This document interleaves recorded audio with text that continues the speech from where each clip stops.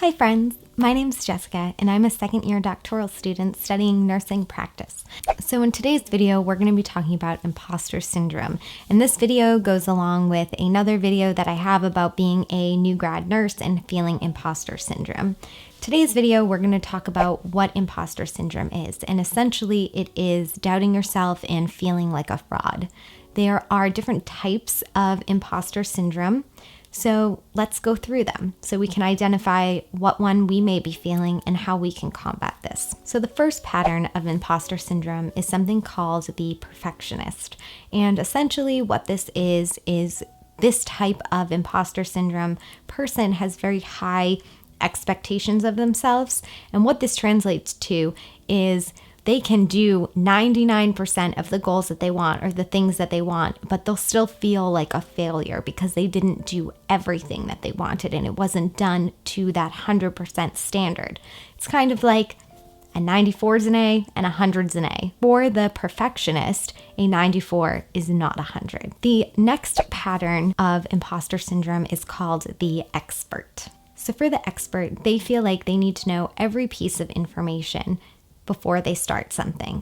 And what this leads to is a person that is always looking for certification in things or new classes or always trying to kind of advance themselves, but never actually starting what the end goal is because they feel like they just aren't good enough or they don't know enough or they can't do it because they're not an expert yet. The third pattern of imposter syndrome is the natural genius. So for these types of people, they're actually naturally good at a lot of things. So when they have to put an effort to do something, they automatically think that they're not good enough. The fourth pattern of imposter syndrome is called the soloist. So for the soloist, they feel like they have to complete tasks on their own.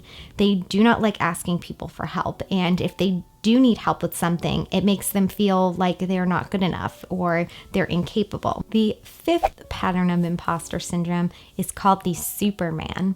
So the Superman feels like they have to do everything around them and they have to complete tasks better than everyone else. They feel like they have to work harder than everyone else around them to prove they aren't imposters. So what causes imposter syndrome?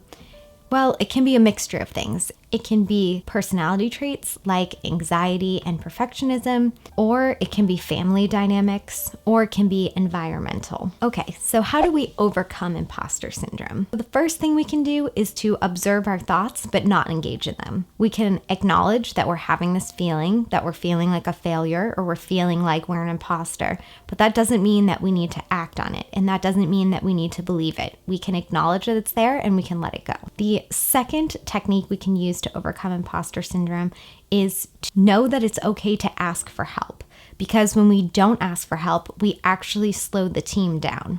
So knowing that by asking for help will help us learn and help us to advance as a team. And the last tip to overcome imposter syndrome is to know that everyone has negative thoughts or self-doubt. But that doesn't mean that those thoughts have to affect our actions in day-to-day life. So I hope you guys enjoyed this video. Make sure to give it a thumbs up and subscribe down below, and I'll see you next time. Thanks. Bye.